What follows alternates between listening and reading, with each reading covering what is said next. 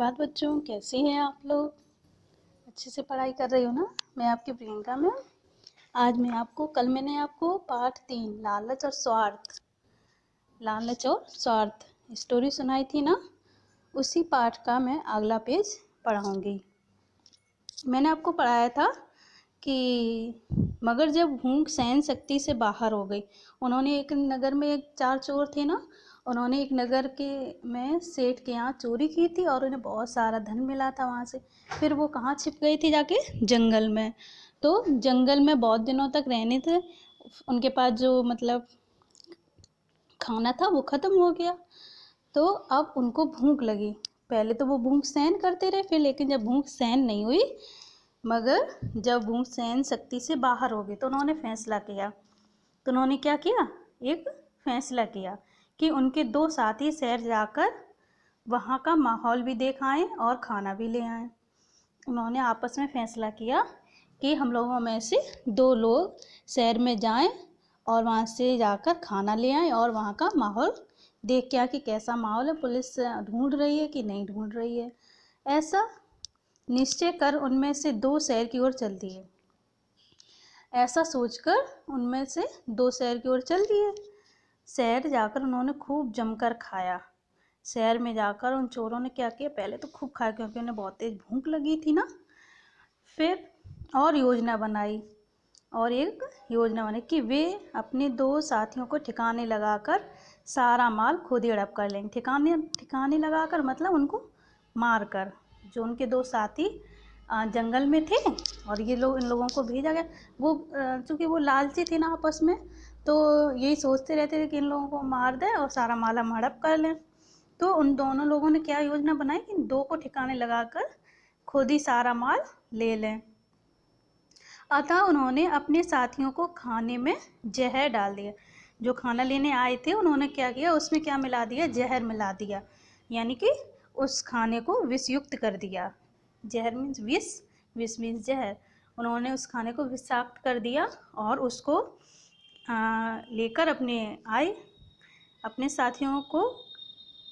साथियों के खाने में जहर डाल दिया।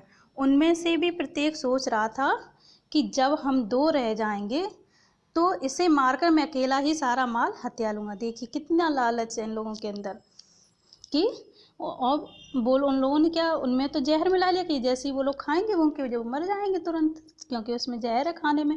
लेकिन आपस में भी क्या सोच रहे हैं कि जैसे ही वो 2 लोग मरेंगे वैसे ही हम इनमें उसको मार देंगे, मतलब एक दूसरे को मार देंगे।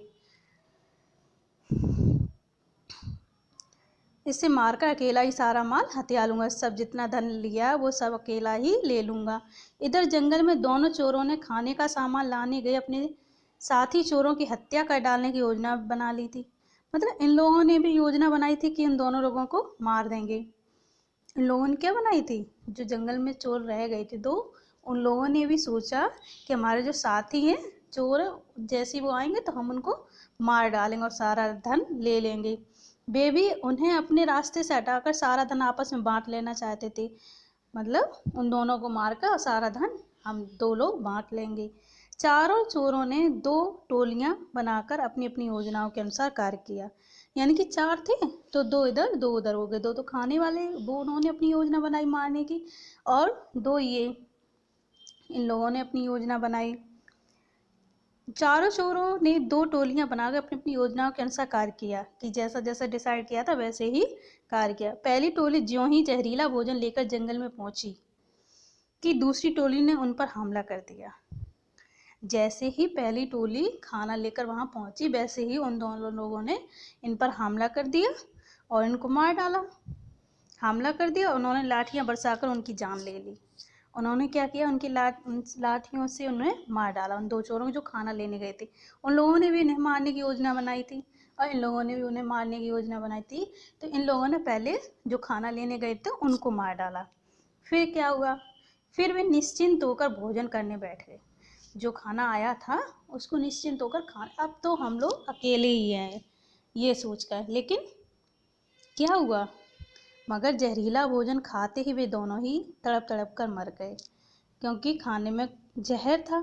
तो जैसे ही उन लोगों ने भी वो खाना खाया और वो लोग भी मर गए। इस प्रकार लालच और स्वार्थ के कारण चारों की मृत्यु को प्राप्त हो गई। अगर वे चारों आपस में बराबर धन बांट कर ले लेते, लालच नहीं करते, तो क्या होता, तो वो आज जिंदा होते और अपना अपना मतलब अच्छे से जीते। लेकिन वो चोरी का धन था, तो चोरी का धन था वो कैसे रहेगा?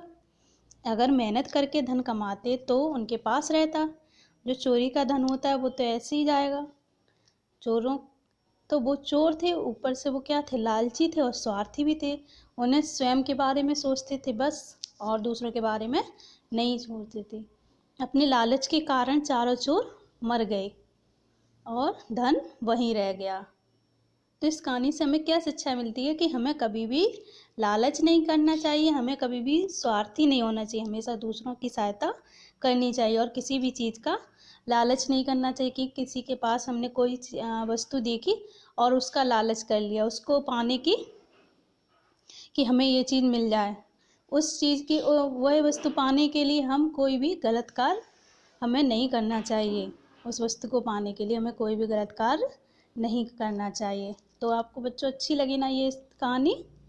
आप लोग इसको अच्छे से पढ़ेंगे और जब स्कूल ओपन खुलेगा तो हम इसको सुनेंगे। ओके बच्चों, धन्यवाद।